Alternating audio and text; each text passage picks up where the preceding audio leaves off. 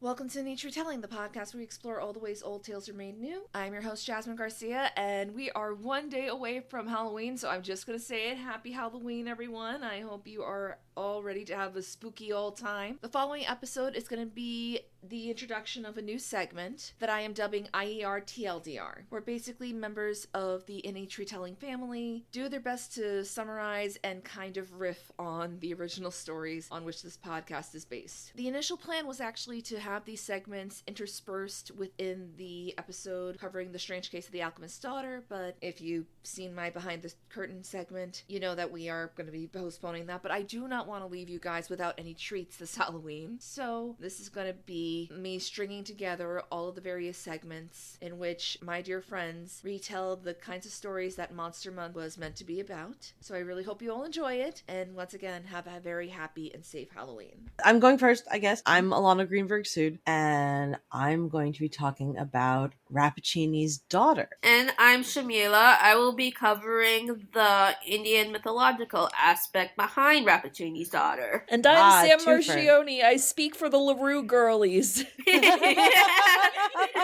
That you do. And we love you for it. Also, I'm in the wall. Please let me out. Please let me out. Take me all near to I release it. you, I release you, I release you. Instead of the walls, we're just aiming for secret passages behind the walls. Ooh, yes. Yeah. Oh, As long as the walls aren't yellow, you're gonna be fine. just found a room that's just like all mirrors, and there's this one giant iron tree in the middle. Oh I no! would leave. Yes. Odd. Yeah. Okay. But yes. All right, if so- we're ready to do this. Yes, I think we are ready to do this. Fabulous. Okay, so Rappaccini's Daughter is a short story by Nathaniel Hawthorne, not by Edgar Allan Poe, as some people misremember. So Hawthorne is kind of contemporaneous with Poe-ish, and people get the two of them mixed up sometimes a little bit because they both lived in the spooky, though Also doesn't help Hawthorne- that they are both sad boys from Massachusetts. They were also both sad boys from Massachusetts. That is correct. Though Edgar Allan Poe is more famous for being a sad boy from Baltimore. People sometimes forget that he started out in New England. I don't know what it is about the soil in New England, but it grows horror story writers. Hawthorne also wrote stuff that wasn't spooky. We're going to focus on this one of his short stories. He wrote a lot of short stories. According to references, was first published in the December 1844 issue of the United States Magazine and Democratic Review in New York, and then later in various other collections. And we like to specifically say that the first legit sci-fi was Mary Shelley and Frankenstein, but a lot of people were, because of a lot of people in the 1800s, as the big industrial revolution was happening, were wondering the same questions we're wondering now about AI and stuff like that, and about can we do it? Should we do it? Do we have responsibilities or obligations to how we treat people, which, Yeah.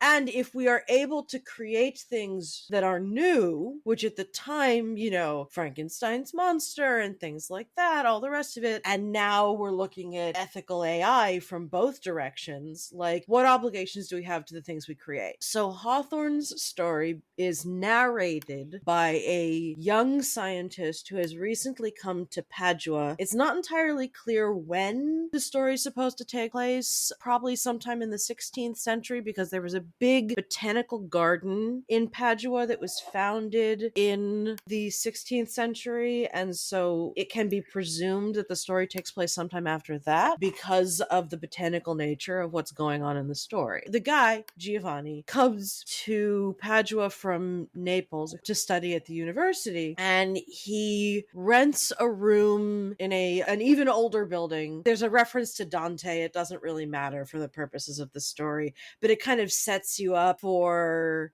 oh, this is going to be a morality tale because it specifically references that the house has the coat of arms of a by then already died off former noble family in Padua. One of the members of that family is one of the people that Dante specifically lists as being in hell in the Divine Comedy. And so it doesn't really like matter who it is, but it like really kind of sets the tone. I think it's is one of those honestly things what that if you know it does kind of enhance the story. If you don't, yeah, it doesn't. it's been just long enough since I've actually read it that I don't remember how much is explained in the story versus how much you're kind of expected to know.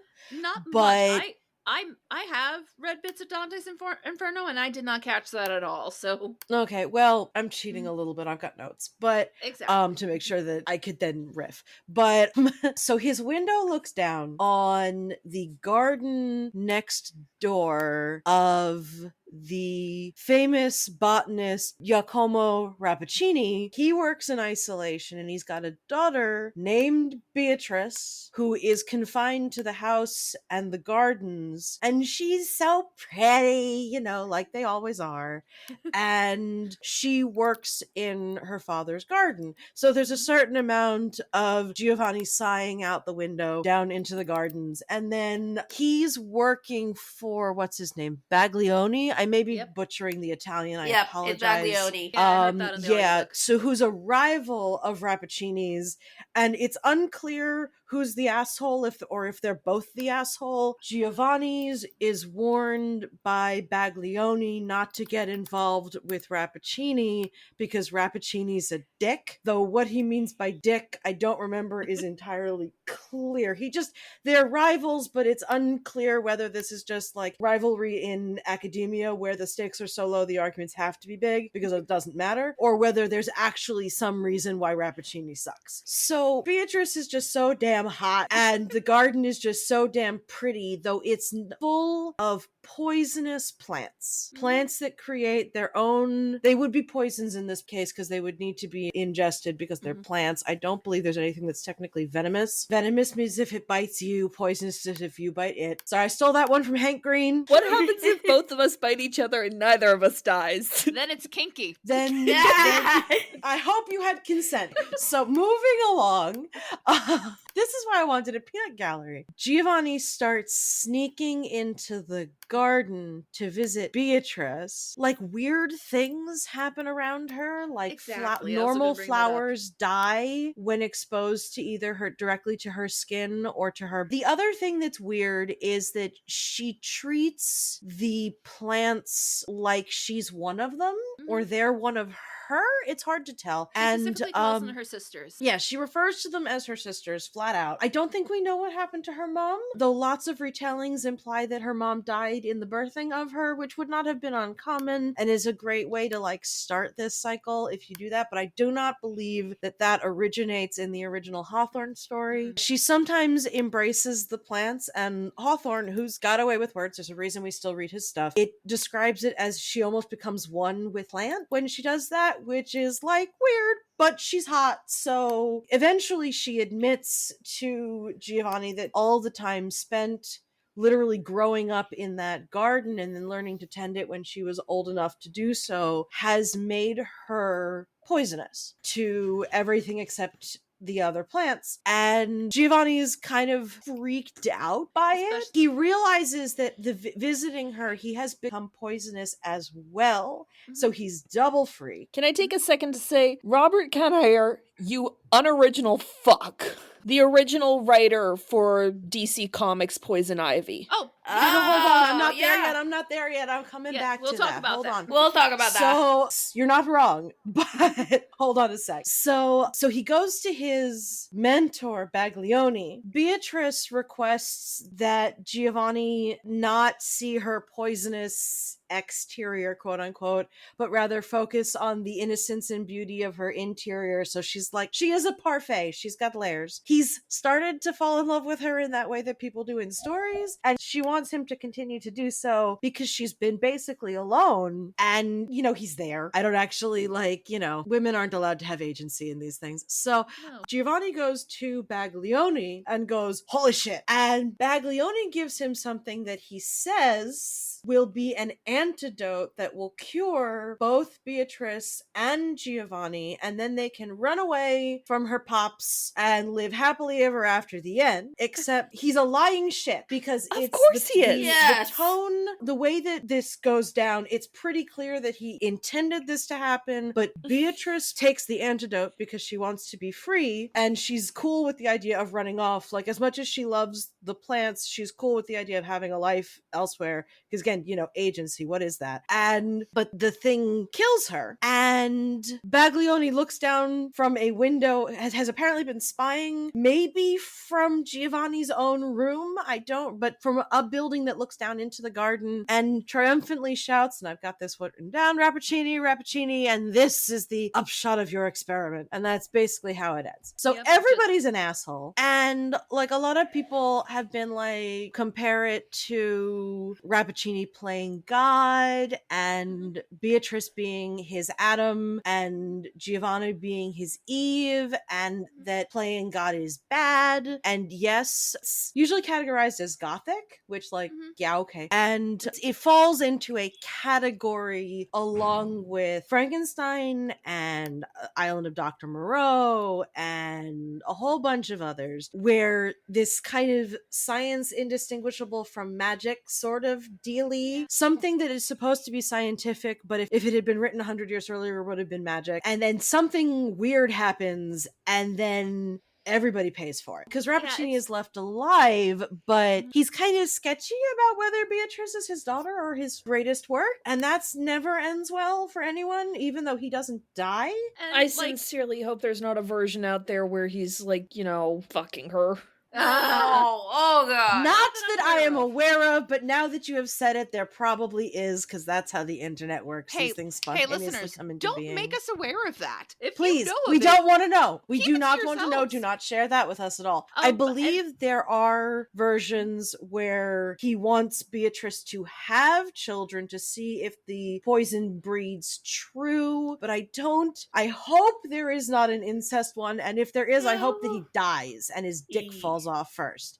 But anyhow. And honestly, he has this whole monologue right before Beatrice dies about how he's basically saying he has made her the perfect woman because she is so enticing, but no one can ever touch her, which Yikes. That's got a lot of historical background of yikesing to it. Oh yeah. Hawthorne because had that issues. I mean, the thing though is that Hawthorne doesn't present what Rappaccini did as good. That is true. This is not a story where it's oh no, the science experiment has failed, we are so sad. It's more like Rappaccini was an arrogant dick who hurt his daughter, and when she tried to get away from him, she got hurt too, because shit just sucks. And that's very gothic for shit to just suck for women. Whatever their situation is, shit sucks. And so I don't actually think that this is necessarily a sign that Hawthorne had any more issues with women than anyone else did, who was male and white in that period. Oh no, I just meant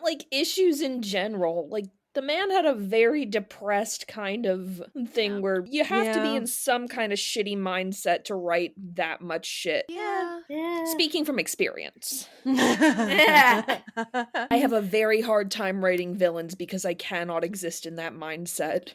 Oh. Rappaccini's daughter is the influence for the origin stories for Poison Ivy. There are a bunch of other stories that you could say owe at least a little bit to this one, though they've probably picked it up second or third hand, where you have women who have become dangerous to the world around them, but they are beautiful, and so therefore they attract our protagonist to various, ends. He also, drumroll, appears to have there is a traditional story of a poisonous maiden traced back to India, and because I don't know Hawthorne well enough to know whether he would have been familiar with the mythological stuff from India or not. He could have been, and there may be documentation that indicates whether or not he was somewhere, but I don't personally know. But it's interesting. So, Shamala, take it away. And here we have the poison damsels, are in Sanskrit the Vishakanya. So these were young women whose blood and bodily fluids were allegedly poisonous to other humans, which made them perfect to be king's assassins in ancient India. The story goes that these girls were raised on a very carefully crafted diet of poison and antidote from a young age. Those who survived were not only immune to other poisons, but their bodily fluids also became lethal to other humans, leading to the myth that these poison damsels could cause instant death with just a touch. Now, there's a lot of waffling over they were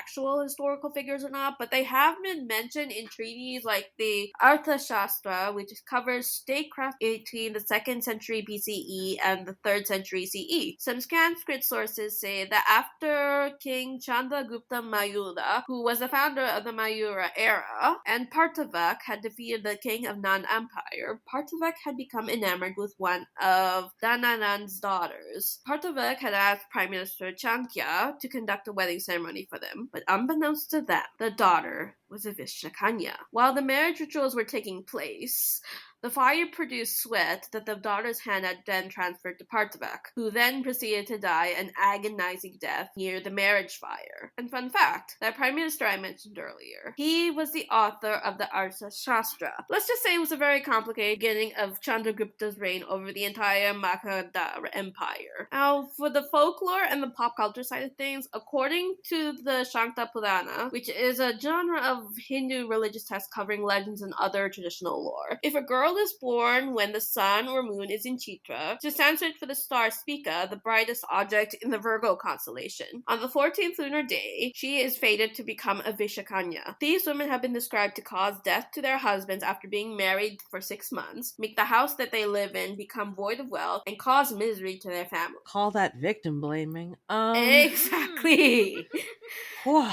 Yeah. Now, the poison damsel soon became a very popular literary character in many classical Sanskrit texts like the Shuka Saptati, which is essentially 1001 Night, but the storyteller is a woman's parrot. It also repeatedly appears in various works like Vishakanya by Shivani and Ek Ar Vishkanya by Om Prakash Sharma, who used the Vishakanya as an archetype in their stories. So, a beautiful girl who kills when she comes too close. The Vishakanyas have also been depicted as characters in the book Chanakanya's Chant by Ashwin Sanghi. In the story Vishakanya, Sharandindu Bandyopadhyay also wrote about a girl who was supposed to be a Vishakanya, and she was sent to Magadha in order to assassinate members of the Shaishunga dynasty. So there is a very rich folklore and historical context of the poison maidens. That is very cool. That's very cool. Thank you for sharing that. Because it's really interesting to see like tropes, I guess you could call them, that kind of pop up in different places separately. Because while there are lots of stories in the Western tradition, let's call it that, there's finger wiggling going on behind the camera here, about women who are beautiful and unattainable, this specific idea of being poisonous specifically, whether it's used to make them assassins or whether it's just, you know, a tragedy they have to live with. And the story's not quite old enough or well known enough, Rappaccini's daughter that is, that I would consider it as having become folklore the way that Dracula has kind of become folklore. I find Rappaccini's daughter pretty fascinating because my personal areas of interest when it comes to folklore as well as modern media that comes out of English-speaking countries, one of the things I am interested in is female agency as a female-shaped person. And it's fascinating that how little real agency Beatrice has here, because she's, you know, her dad turned her into a creature, a being that cannot interact with her own species and really can't interact with anyone except plants, who, sorry, not an adequate substitute for human interaction. And And Giovanni, I don't know who needs to hear this, but your recall, succulent is not your baby. No, it's not. It is your houseplant, and you should take good care of it because it is a living creature that you have taken responsibility for, but it is not your baby. And Giovanni is kind of a dick when he first realizes that Beatrice is poisonous and visiting her has made him poisonous. Like, you were the one who went down into the garden in the first place. You were the one, like, seriously, dude, seriously. And like, okay, we know that, you know, temptation and the inability to resist temptation is all over folkloric and mythologic history. Everywhere. Everybody's got stories about human beings' inability to resist temptation. He's kind of a dick about it, right? And then he goes to Baglioni, and Baglioni's terrible. He doesn't think of Beatrice as a person. Rappaccini's kind of weird. It seems like he sometimes forgets that Beatrice is his daughter, not his creation in a scientific sense. I mean, which is kind of gross. I mean, how many fathers are like that in real life, though? I mean, that is also true. There is a certain amount of... Not mine, of course. I love you, Daddy. My dad's great, but my mom, on the other hand... Created you with my loins. How dare you not be exactly what I want you to be? Yeah. Fuck off, you're dead. That too. Problem of like parents assuming that their children are going to be moldable into like little versions of themselves. Rappaccini himself isn't even clear on the fact that this is a human being and he's ruined her life. And I don't care if it's for science. That is not okay. And then, you know, Giovanni, who says he loves her, is a dick, though he gets over being a dick because he does not intend for her to die. And he is not happy when she does. And Baglioni full on does not see her as a person. He sees her as his rival's greatest experiment that he can fuck up. And that's literally what it is. Like, that is how the story ends, is him crowing in triumph that he's taken down his main rival in the scientific blardy-blar. And Beatrice is a victim in all of this. It's like... Yeah, so that's where we end. I would like you to note that I am as irreverent as retelling stories sober as I am drunk. And this is also how I tell the stories behind Jewish holidays. So that's probably going to come up again in the future. But this has been, irreverent, ridiculous retelling of Rappaccini's Daughter out. Yes, so once again, we are helping those of you who do not feel like reading dense old literature. So I'm not sure how dense mine actually is, but okay. Or for those of us who, like me, have survived so far in the Western canon with the knowledge of cultural osmosis being a hell of a drug, but not knowing what has been lost in the translations and what has stayed in the translation and what's just been invented whole cloth. That is such a good way of putting it, River. Thank you very much. But yes, so we are going to be discussing Gaston Leroux's The Phantom of the Opera and H.G. Wells' The Island of Dr. Moreau. Is it a Wells? That makes so much sense. It is a Wells. It is. Anywho, Sam, would you like to go first with Phantom of the Opera? All right, I speak for the Leroux girlies, and we are going to have our day reclaiming this story from a certain British dumbass and his bodice-ripping, cheating, weird face. His weird fixation on his ex-wife. We'll go with that. Oh God. We're off to a start, folks. I should have made popcorn. So you might have heard that Phantom of the Opera is a romance, and, well, kind of, but actually... it's a goddamn mystery, or at least that's how it was set up when it was originally being serialized in print in France. And so originally we actually started out this story with not one, not two, but three detectives, but it's split up into two groups. So I'll get the more superfluous detectives out of the way first. We have Fernand Richard and Armand Moncharmin, who just bought the Paris Opera and are being harassed by a ghost, according to all of their employees, because they're getting creepy letters demanding a 20,000 franc salary every month, demanding that Box 5 be kept to himself, and offering inputs on casting choices, such as a certain soprano. And these poor managers are running around like chickens with their heads cut off, trying to figure it out. At one point, they go to the concierge of Box 5, Madame Giry, and we're like, so it's actually you who's extorting us, and we're going to fire you. And she's like, oh, that won't be necessary, because... The ghost loves me, and the ghost says that as long as I help him, he's going to make my daughter Meg an empress. And Meg, I want to make it clear, Meg's just a little brat in the corps de ballet who just runs around gossiping. She is not that important to character Andrew. I forget in the musical, because I've only seen it once, and it was a bad production. I understood jack shit of it. Lyrically, I couldn't, none of the actors could enunciate. I didn't understand a word. It was a... Meg is the one who's always running around going, he's there, the Phantom of the Opera. No, in the musical, is Jiri the one who smuggles him out in the sequel? Is she Yes, she is. in the show as well? Okay. I need to finish the TLDR to explain just how much Madame Giry is a fucking mess in the musical. So anyway, these two idiots are still running around, and because they're capitalists, their biggest fixation is, I don't want to lose 20,000 francs a month to a fucking ghost. So they come up with this convoluted thing about, safety pinning an envelope with the cash and going down to the drop point to try and get it away. But, somehow the money is gone, even though they were like, yeah, we had it pinned inside our vest the whole time. And it's like, that's the last we see of them. Just these two idiots who have been running around trying to defy the ghost at every turn and completely, utterly failing. They are utter morons. And I don't know why Gaston Leroux felt he had to spend so much time on them. There is an entire chapter dedicated, or rather named after, the goddamn safety pin. Yeah. Incredible. I love the extent French writers will go to squeeze a couple of extra cents out of that percent word count.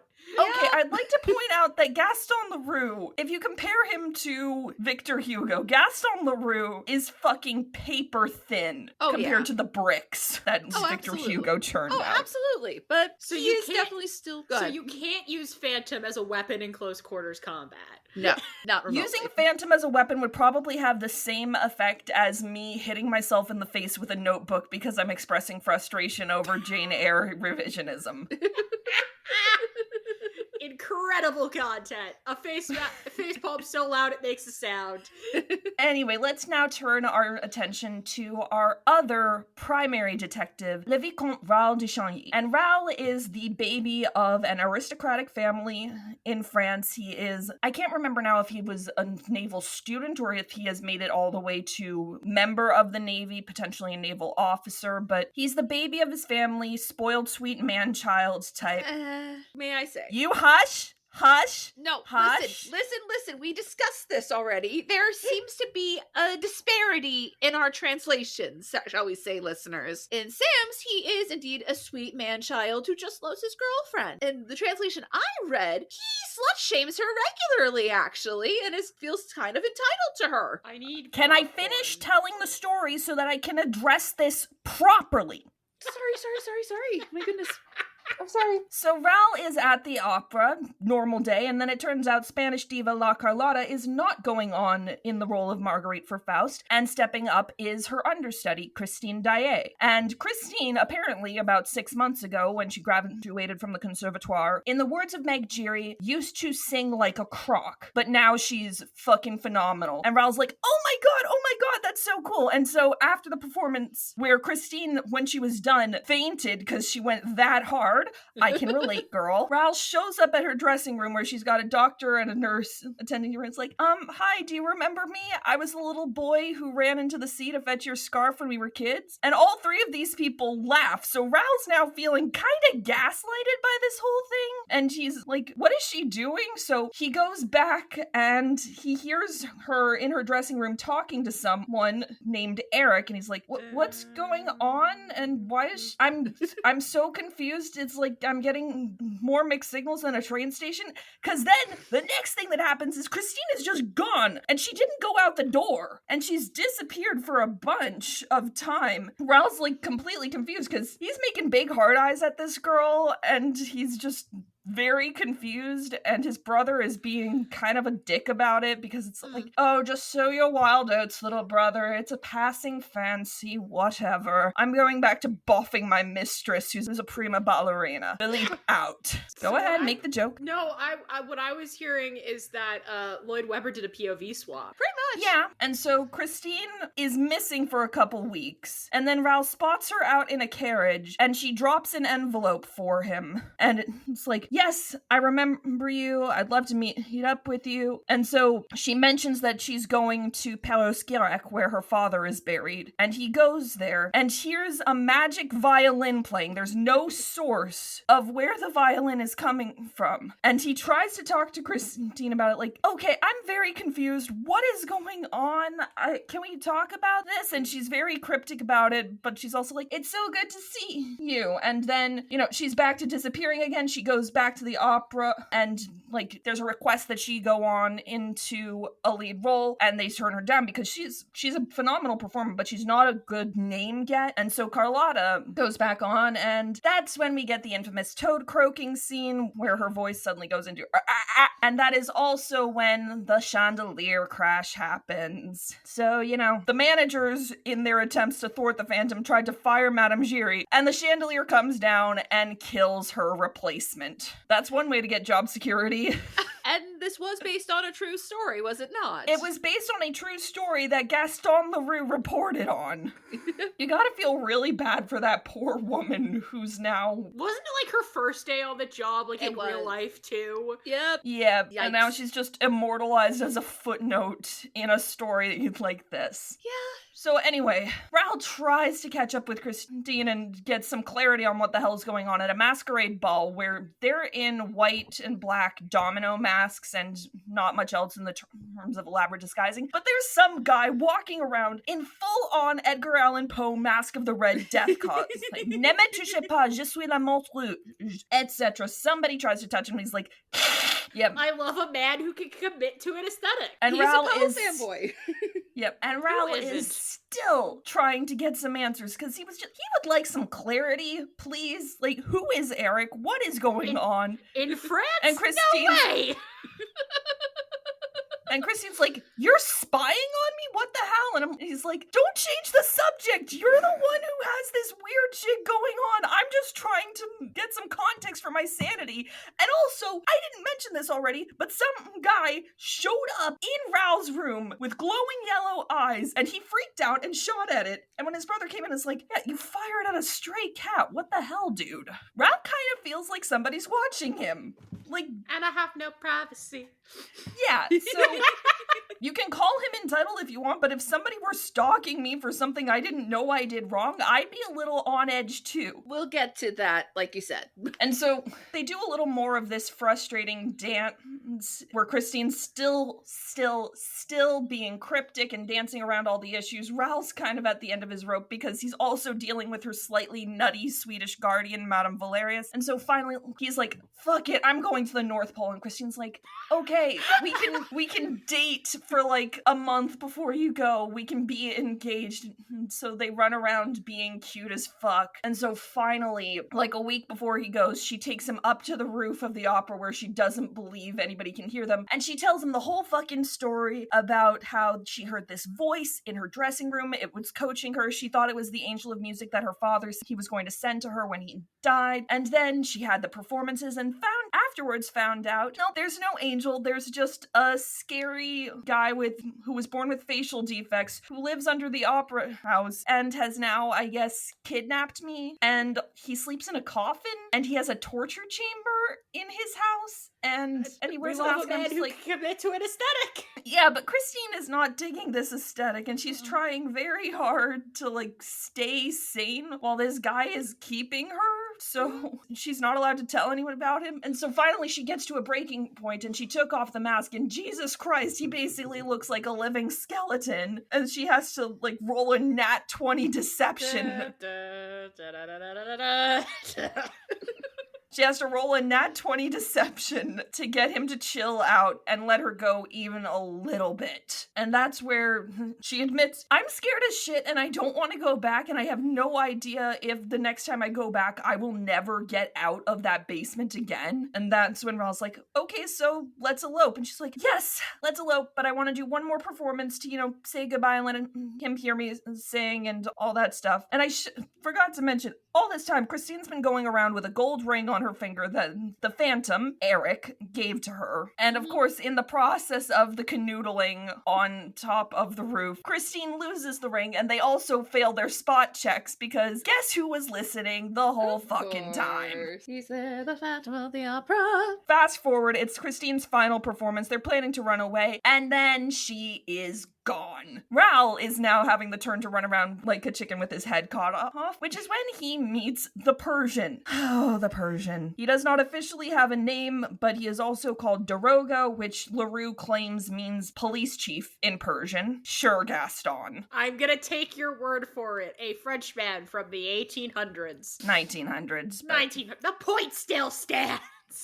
So anyway, the Persian gives Raoul a janky pistol that he's supposed to keep at the level of his eyes so that he won't get lassoed by a noose. And they go down into the sewers. They have a brief run-in with the rat catcher. They pass the safety pin bumbling idiot managers. And Daroga does a little NPC backstory exposition about, yeah, so this guy Eric, he's like a complete genius, but also kind of crazy. Like, he was hired by my Sultan and Sultana to do like a murder house and executions and stuff. And so they are wandering around until they land first in a torture chamber, which is a room full of mirrors with an iron tree that has a noose hanging on it. And the room is able to heat up, which it does because it's adjoined to the Phantom's house. And while they're able to talk to Christine, guess who else hears them? That's right, it's Eric. And Eric's like, oh, let's see how you feel when things get hot in here. And so he heats up the chamber and they manage to find another way out, but when they find that way out, it's into a room full of gunpowder. And so they clock that the Phantom is gonna fucking blow up the opera house for God knows what reason, and it turns out God knows what reason is that's what he's going to do if Christine doesn't agree to marry him.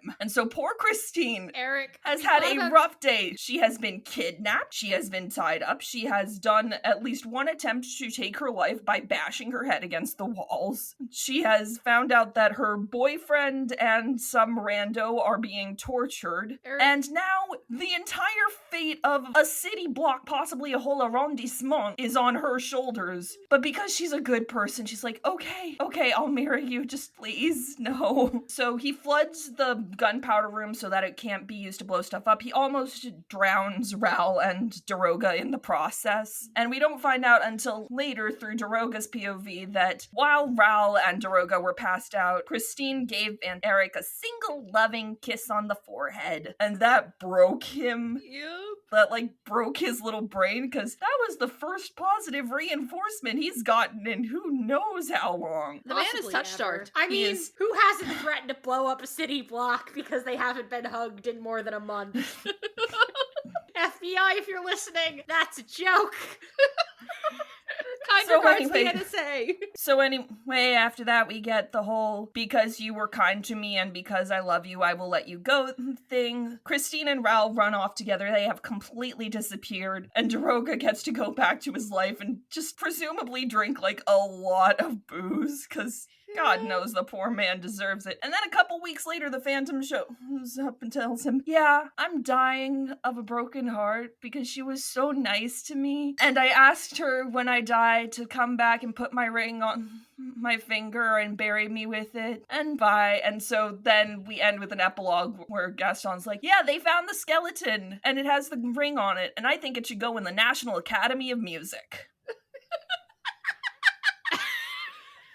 Because it kind of sucks that this guy was not able to be like a normal person because society sucks and his face sucked. The end. Yeah, pretty much. So I get what Lloyd Webber saw in it, and I get what every drunk wine mom has ever seen in it, and I also get what every sad teenager has found in it. Not to my taste, but sure, Jan, hop off. Speaking as somebody who has read the book, read multiple legally published fanfiction sequels because this thing is in the public domain, seen the musical multiple times, seen certain other versions that we can't talk about because struck work. I really do fucking hate how much Andrew Lloyd Webber turned this into a romantic thing that centers around the Phantom, because for me, Christine Daae is where it's fucking at. She is the OG final girl when you think about it. I mean, I think you could go back further in time to find other women who count as final girls, but fair enough. But like, she's definitely she's a great character. There's not a big enough body count, I don't think, for her to qualify as a final girl. Plus, well, I mean, I kind of left out the body count, but we have at least Joseph Bouquet, who was a chief of flies hung in the gallery, who presumably stumbled into the Phantom. According to Eric, he stumbled into the torture chamber and died that way, but press X to doubt, my dude. And also, he does kill Philippe, who Philippe is kind of a twat, but he did go looking for his brother when Raoul went missing, and he got drowned. Yeah, which is quite sad. And Raoul didn't find out until after everything, which, that sucks. Whack and also wild. And there is no shortage of ways to make Christine a final girl. Unfortunately, all of that is struck work I can't talk about. No, like, she definitely deserves more credit, because, like, you're right that the body count probably isn't quite high enough, but, like, other than that, she really does fit a lot of it when you think about it. And I would very much like, I know one of the struck works that we can't mention does it better than average, but I would still like to see, like, more interpretations of that instead of her just being the ingenue basically under Eric's spell, please. Yeah, I will also take this moment I'll shout out the Girls Next Door webcomic on DeviantArt by Pete Glassini. I'm not going to go into details of the premise because that involves mentioning struck work, but it's a really fun time. So, okay. Sam, let's talk about the translation disparity. Oh, yeah, there's a ton of translation disparities. The most well-known, the De Mateos translation, is the one in the public domain, so that's the one a lot of people know. It's also the one where, for some reason, I do not know what the French word was, but it got translated as "you great booby." Sure did. There are multiple instances of the Phantom calling the Persian "you great booby." Poor Persian. And the 12-year-old in me is like, booby. But yeah, the main one that, almost made you fly into a rage a minute ago there, so is the portrayal of Raoul. And I know it's not just me who saw it this way, because I've definitely seen multiple people describe him as this based off of what they read in the book, at least in the translation I read. I'm actually not sure which one it is. I'll have to pull it up. Yeah, he basically accuses her of, because of the whole Eric thing, he is assuming that she is being, for want of a better term, loose, and he's just acts so entitled to her love, and it's just, there's a reason a lot of people are like, yeah, no, she shouldn't be with either one of them. So I get how that interpretation can happen. I get why people say that, but this is a situation where I feel like the well has been poisoned, in part by Andrew Lloyd Webber, because despite the fact that in the Lloyd Webber musical, Raoul is, for the most part, a total sweetheart. Oh yeah, I love him in the musical. Yeah, but the thing is, not a lot went into constructing his character other than to make him a foil for the Phantom, who is depicted as this more emotionally complex and interesting and sympathetic character. Because, no duh, he's Andrew Lloyd Webber's self-insert, and Christine was being played by Lloyd Webber's at-the-time wife. So, I remember deeply, and I deeply regret that I participated in this, but if you came to Phantom through the Andrew Lloyd Webber side of things, Raoul had a reputation for being a useless, unsympathetic fop who stole Eric's girl, that got further corrupted by the introduction of Love Never Dies, and I will admit that some of my readings of Raoul now are partially fueled by regret and by spite. Say what you want about, adaptations, but this is probably like your first assertion of monster fuckery on the table. This is probably this is the straight version of it. Yeah, absolutely. This is... We don't need to talk about the fanfic I wrote. Exactly! That's the thing. This is when you're not quite there yet in your mental processes. This gets introduced at just the right age, and it's the sort of thing that shapes a personality. You introduce this sort of thing to the right person at the right time, and it is going to fundamentally change their brain chemistry.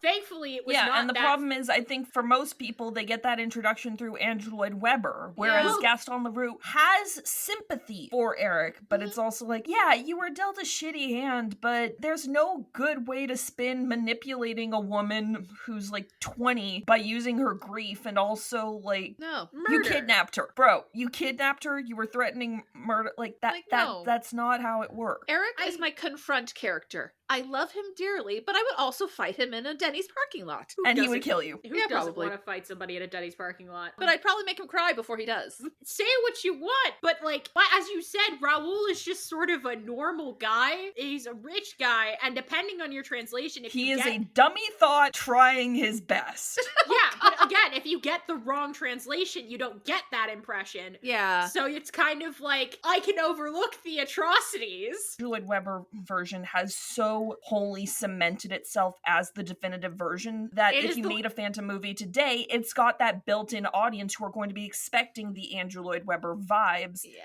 And It's also, gonna be, it's it would just be the looming specter over the project. Yeah. Phantom, I think, is something that's really, really hard to do with a modern audience without falling into the trap of the whoopee, blorbo, whatever. I mean, at this point, the only person I would trust with a Phantom retelling would be Guillermo del Toro. Guillermo del Toro is the kind of director who I think could approach the Phantom with sympathy without necessarily going all the way into the romanticism that has so dominated the Phantom discourse. It started out as like a gothic mystery, but now the mystery is gone because everybody knows what the deal is with the Phantom. Yeah, it's And the that means cultural that- osmosis coming back to bite him. Yeah, it's like the same way when Yeah. when you're reading Dracula and you're like, Jonathan, run away, Jonathan, Jonathan, please.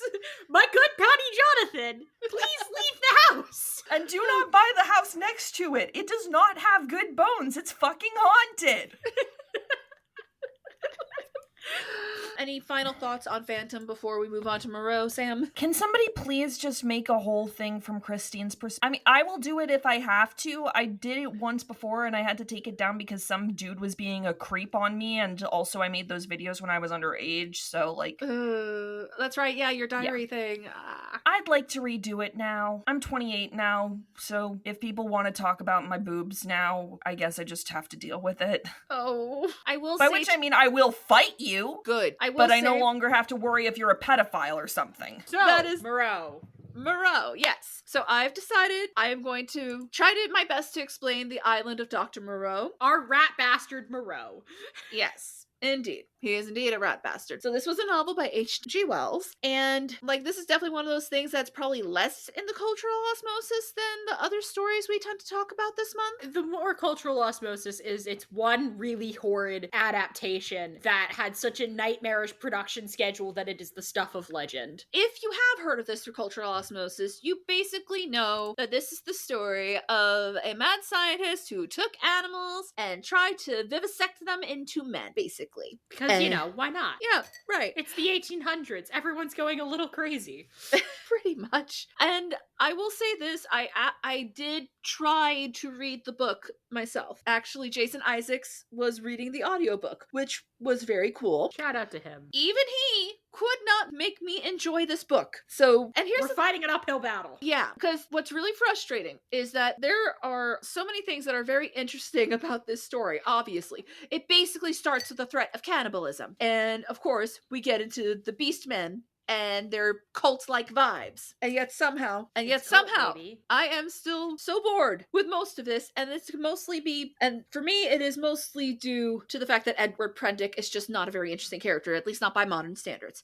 But anyway, let's get into it. So it actually starts with a family member of Prendick kind of just going into the fact that his uncle has just been found after having been shipwrecked and believed dead, basically. Basically, he is claiming that he doesn't remember what happened since he went missing, but he happens to find, the nephew happens to find his notes on what happened, because, you know, it's the 1800s. It's an exhaustive life story inside of an exhaustive life story. Suffice to say, it's exhausting. A little bit, yes. And basically, so yeah, he survives the shipwreck, partially because the people who were on the ship with him had been lost for so long, it was starting to look like they were going to end up having to do a cannibalism. They did not end up doing the cannibalism. And you know, sometimes you gotta kill a guy to survive. Yep. Unfortunately, that did not then happen. you'll just be haunted by it. But yes, so Prendick gets rescued on a passing ship, and a man named Montgomery basically helps him out there. And already Prendick is seeing all of these kind of animalistic type of people, and oh boy, is the way it's described super racist. Yeah, I was gonna say, like, oh god, it's the 1800s. How deep into the racism do we get? Pretty badly, yeah. Oh god. Literally mentions the black faces. So, Wow! whack as hell. We do not like it. I was already like, oh dear. Okay, it's 19th century literature. It's 19th century literature. It's 19th century literature. Just because it was done back then doesn't mean it's okay. Nope. And no, I'm not saying it's okay, but it's definitely not okay. But unfortunately, you really do have to expect it. Unfortunately, when you read this stuff, and it sucks. It really does suck. It's like the anti-Semitism in Shakespeare. Yeah. You're like, man, I wish this wasn't here. I really wish this wasn't here, because for the most part, I'm vibing with the story except for this, and I don't even get that benefit from this story. Oh god. Because, again, Prendick is just not a very interesting character, and, like, it's definitely long stretches of the stuff that's not interesting. Pretty much. Is it like the Utterson problem in Jekyll and Hyde? I feel like Utterson is a more interesting character though. Like, I've read Jekyll and Hyde. I was compelled by that, but then again, it's a much shorter story, so you can get away with that more. I think if I remember rightly, because again, cultural osmosis is a hell of a drug. My friend did read it, had to read Jekyll and Hyde for high school, and she thought it was insufferable. Yeah, she's like, I am so bored. Like, I read it in college. I had a good time with that, actually. But again, I feel like you can get away with that just because that is just how people wrote back then. You can get away with that more in a much shorter thing. Yeah. Because at least more stuff is happening at a faster pace. But sure, like, that is also another story that hinges on the mystery. But of course, we all know what the mystery is now. Yeah. And that's kind of the tricky thing. Anyway, so basically they end up going to this island. It's owned by somebody named Dr. Moreau. And Prendick is just like, where have I heard that name before? Where have I heard that name before? Are there monsters afoot? Are there beasties afoot? What a wonderful choice of words, River. And should we just put all the mad scientists on one island and make them fight? Yeah! Yes! Okay, yeah, unfortunately Dr. Jekyll versus Victor Frankenstein versus Dr. Moreau. Absolutely. Victor is a dropout. He doesn't count. All the more reason to throw him on the island. I didn't say he was a doctor. I said he was a scientist. He does science. He does technically science. Yes. Unethical science, but still. Yeah, well, I mean, I'm that's sorry. the whole idea. None of these people are ethical. No, not remotely. I'm about to get into why Dr. Moreau is the worst, but so unfortunately, Shammy, you have missed the Phantom thing. I am sorry about that. Oh. You'll just have to wait for it like the rest of us. Yep. I sorry, but I am in the middle of the Moreau, so you didn't miss that at least. And my saying how, unfortunately, Mr. Wells, I was not very compelled by your main character here. You managed to make this story that starts with the risk of cannibalism and ends with Beastmen boring. How dare you?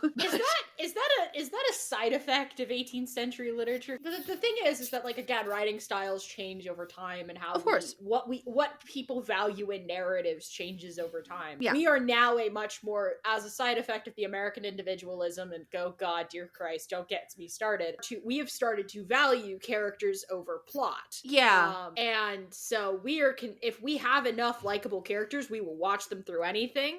Mm-hmm. And, you know, like your evil women, your bastard men, or, you know, whatever else, you know, the rise of, you know, complicated men and what have you. Yeah. I think that's part of why Martin Scorsese dies a little every day. Uh-huh. Beyond how everybody dies a little every day. If we empathize enough with the character, we will watch them through everything. Yeah. But a lot of these 18th century books are more in the plot or more in the detail of it. Yeah. And so they kind of leave their characters to the wayside as sort of, you are just supposed to, they're audience stand-ins. They're supposed to be viewpoints for which you're supposed to embody this narrative. So I can't tell if that's a cultural drift. See, I do agree with you. And listen, Stephanie Meyer deserves shit for a lot of things, but I do wonder, based off of that, if the self-insert main character is really one of them. But we are not going to get too deep into Twilight, because I do plan on doing a month on that someday.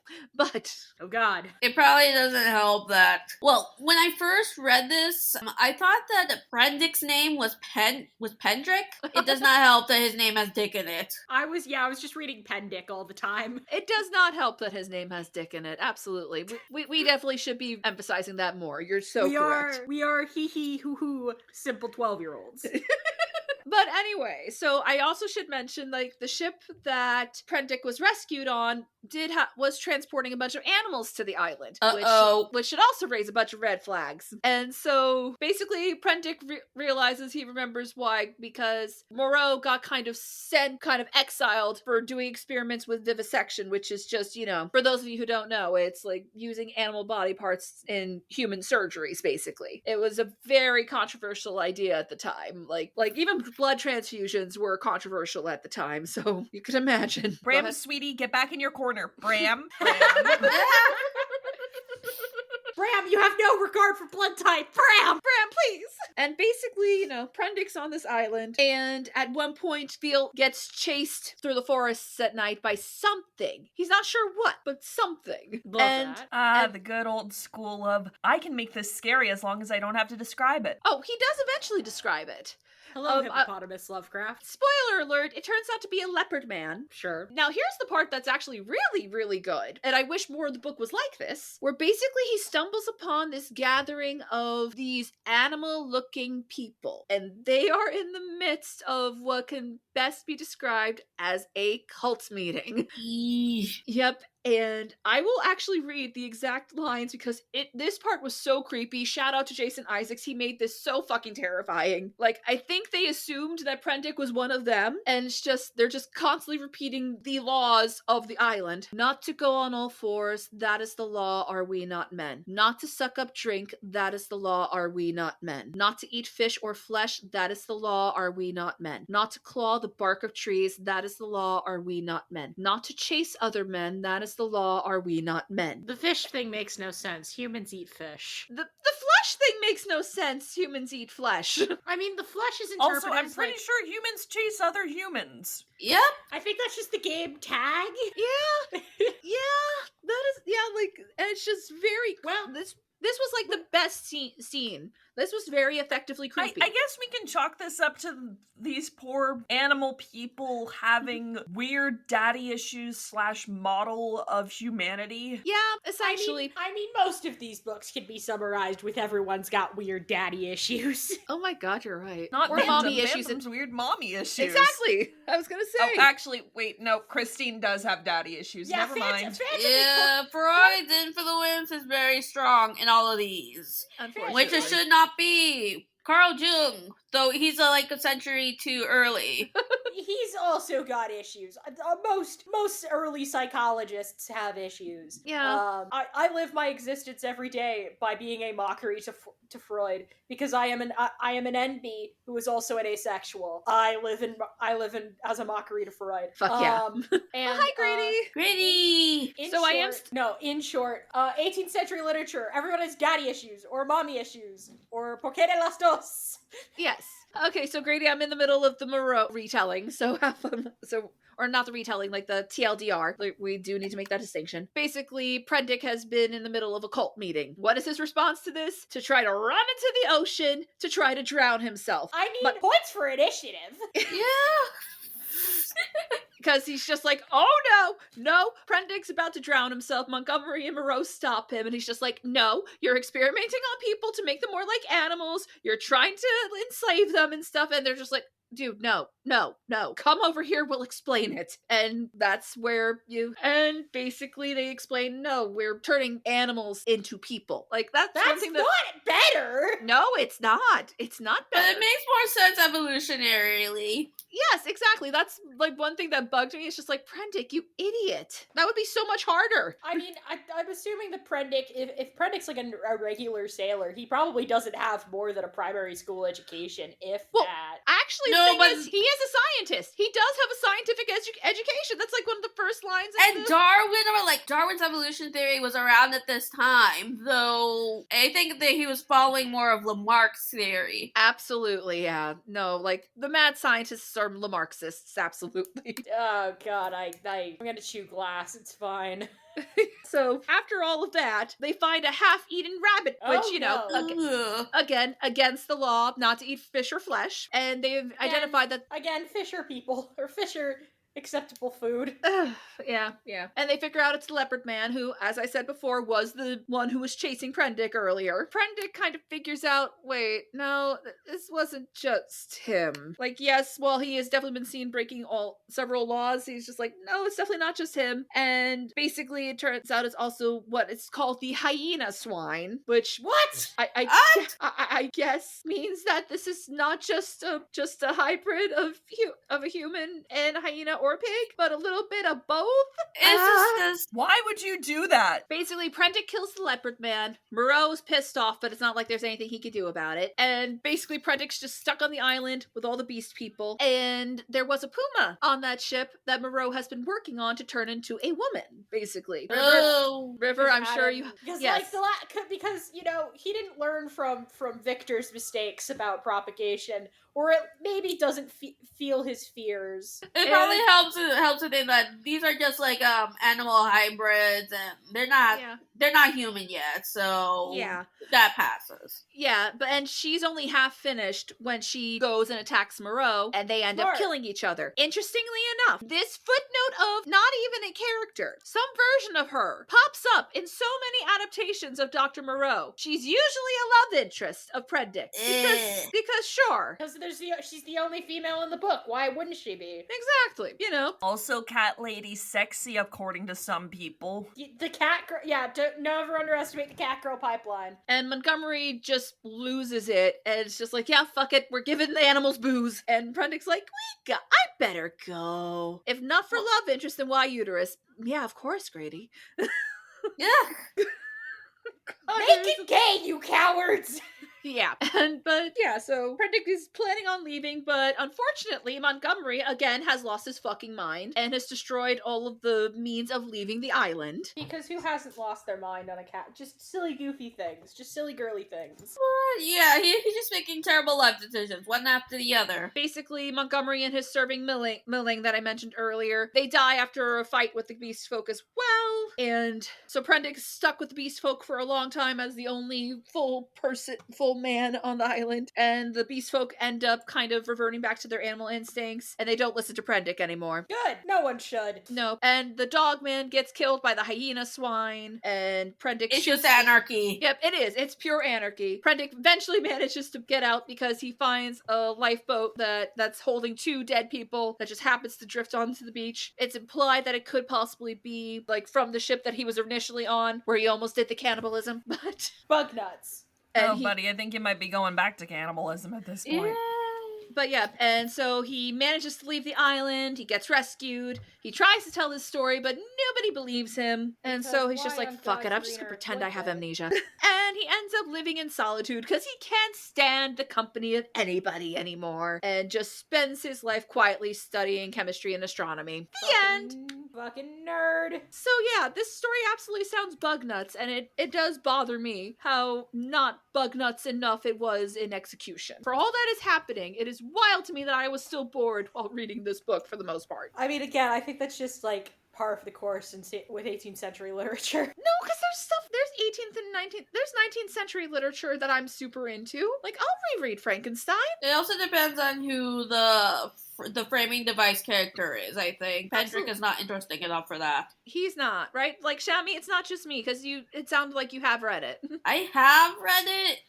He just makes everything so flat. I don't know how that's possible. Right? With all of the bug nuts? Like, this should have been so engaging. But yeah, Prendick is easily one of the most boring of this genre. But yeah. Yep, so that is the Island of Dr. Moreau, my dear listeners. Right. Like, so yeah, what is it that this isn't as culturally osmosed? I guess because there hasn't been a good movie adaptation? I don't know. Yeah, I was about to say, it's because there's no good adaptation. Exactly. Like, I think it's because the premise is more engaging than the plot. Very much so. Mad scientist doing vivisections on animals to make them people is a prompt you can spit out and do something better with it. I do know that there's some really good books books that have taken spins on this. I will specifically shout out Sylvia Garcia Moreno's The Daughter of Dr. Moreau. I still need to read that. It's really good. It's set in, I can't remember if it's 18th or 19th century Mexico, but it's fascinating.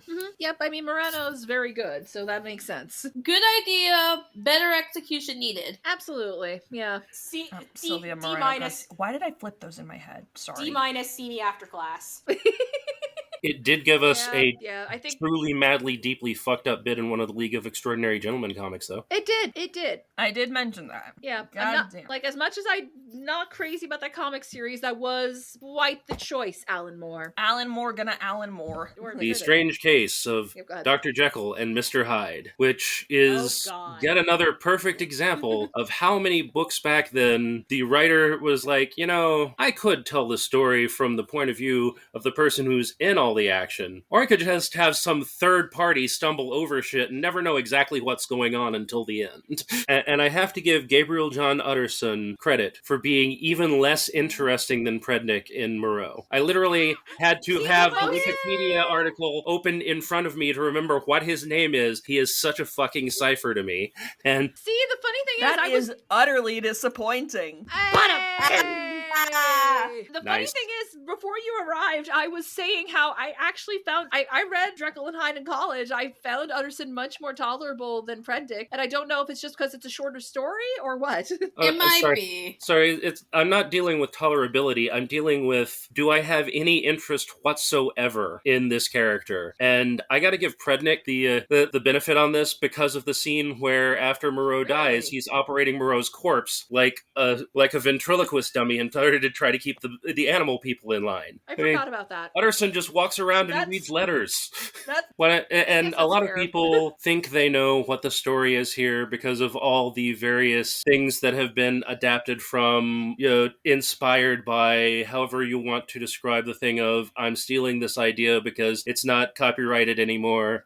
And everybody thinks, okay, yeah. And Dr. still Jekyll. manages to completely miss the point. It's just, everybody says, hey, Dr. Jekyll, he's trying to make people better because that's what Victorians did. And he's trying to do it through repression Yeah. because that's how Victorians did it. No. Jekyll is like, No, I absolutely want to do not. all these heinous things, but I am a respected member of society, and if anybody sees me do this, my life is over. I need to find a way to turn myself into somebody who can get away with all that shit and then go back home, put on a suit and tie again, and be just fine. He essentially made his own scapegoat. Yeah. Oh yeah, and then, In the internet, we call that a burner account. yes. Or Finsta. Or if you're a German mad scientist, a Werner account. Utterson finds out that a friend of his got the hell beaten out of him, and that after this happened, the guy who did it was like, sorry, give me just a sec, goes into this house, comes out with a check. He's like, here, I'm bribing you not to talk to the cops. And then he sees the check and he's like, wait a minute. This looks like my good friend's handwriting, who is a perfectly nice gentleman who would never do such a thing. I must go talk to my friend now. Isn't it in Jekyll's He only name? does normal Victorian things, like Exactly. eating mummies. Right. And eating mummies Don't is forget, perfectly Victorians normal. fucking ate mummies. I'm gonna have a stroke. Anyway. The original monster cereal. Oh. Ugh. I need a Yeah. groan counter for this half of the episode. It's just a separate cup. There was an actual monster cereal at for a while 3 called currently. Yummy Yummy. I felt compelled to go there. Too much inspiration from history for that. So anyway, Utterson is trying to figure out what's going on, and Jekyll is he talks to Jekyll. He's like, "Yeah, my friend gets a little weird sometimes, but on making sure that he won't be that much of a jackass again." And he's like, "Okay, you're a perfectly respectable gentleman. I will take your word for it and go away." And Seems legit. he eventually finds out that Hyde has taken over Jekyll's home, and nobody's seen Jekyll for a while. And he goes to investigate because he's like, well, I guess I need to follow up on this, make sure my friend's okay. And then he finds Hyde, close quote, who explains to him, okay, look, I created this formula because I wanted to just be able to do chaos and shit, and it was fine when it would just work for a little bit, and then I'd come back and be respectable again, but now I'm not able to turn back anymore. Oops. And then, eventually gets to the point that he's looking at, his life being in even more chaos. He finally thinks that he's figured out a way to do an anti-formula so that he turns from Hyde to Jekyll, and that works for a while. And eventually he runs out of the materials that were in the first batch, which turns out were contaminated with something, and the contamination was what made it work. And so now he's permanently stuck, and all of his misdeeds are going to catch up to him, so he hangs himself at the end. Yep. And there's like certain plot points where I think Utterson thinks that thought at one point that Hyde was Jekyll's illegitimate son. Yeah, I think that was in there, yeah. That's very common. And then like the beating, Denver Carews being beaten to death because he was out at night, and no one knows why he was out at night because he was also one of those perfectly respectable gentlemen. Is it really a Victorian story if there isn't an illegitimate son somewhere? Are you really a respectable Victorian gentleman if you don't have at least 6 illegitimate children hiding somewhere? Point. I'll go ahead and admit I chose this one largely because of my love for a latter-day adaptation of it that a few people may have heard of, called The Incredible Hulk. Yes. Yeah. The thing that always baffles me, and I'm thinking about this because you brought up The Incredible Hulk, is that it doesn't feel like Jekyll really put a lot of effort into hiding his secret identity. Like, I think he could have pulled this off a lot better if he hadn't left such a goddamn paper trail. Yeah, but then he wouldn't be a good scientist. Exactly. And it's all about that documentation, baby. The difference between I'm not talking about the documentation of the research. I'm talking about, like, yes, if anything happens to me, give all my money to Edward Hyde. Yep, I'm sure that's not suspicious at all. You need a much better paper trail to hide that. Boo! Boo! Nice. Sam, I think that was another technical pod that time. Sam, I think your problem is you're looking at this like a rational person and not like somebody who's constantly getting hopped up on goof juice. Yeah, but he's not making his best choices when he's drinking that. Okay, I thought goof juice was something else, thanks to Patton Oswalt, so thank you for that mental image. At least Jekyll is a better archetype for the mad scientist because he does his unethical experiments on himself rather than on some poor hapless corpse. Yep. That's true. That is true. And if he must rank it, that has to be taken into account. True. And, So at this point, is it Jekyll? Who ranks higher, Frankenstein or Moreau, in terms of unethical meddling in science? I would say Frankenstein. He's experimented with human body parts. Victor, but by the width of a nipple hair. Yeah. I have to go. I have to go with Moreau because he is creating an entire cult compound of abomination. Oh, true. Victor created one abomination, worst. let himself get emotionally blackmailed into creating a second one, and he's like, I can't do this. He stopped at 1 3/4. Yeah, but he has a higher body count because of all people that... Justice for Justine! Yeah. Justice for Justine. He did sort of abandon his science baby at an hour old because he got the eye color wrong. Exactly. This is why I'm into the arts and not the sciences. No, this is why you the can't science... make In abominations. the arts, you only have to worry about a masked murderer who's been rejected by society. In the sciences, you make a masked murderer who gets rejected by society. Exactly. I mean, there is a reason why there's a comic called Phantomstein. Is that just the Oh my Russia- god! Is that just the Russia joke but worse? Well, now I'm thinking about that meme of, can you lick the science? You cannot in any of these. And those were all of the TLDRs we had for this time. Usually this is where we would put the plugs, but as this wasn't intended to be a full episode on its own, we didn't actually do those. Check the show notes for all of my guests' stuff, as per usual. And as always, you can find me on Twitter, Tumblr, and TikTok under Favor Vieira, as well as this podcast at IER Podcast on Twitter. Or what's left of it, anyway. And while Monster Month is coming to an end, at the very least, we will still have a little bit more spooky stuff. Not only do I promise to have the Strange Case of the Alchemist's Daughter episode up soon, we are also going to be doing our first episode of In Our Retellings, in which my guests pitch their own retellings of the classic monster stories. Stay tuned until then, and remember, stories gain power in each retelling.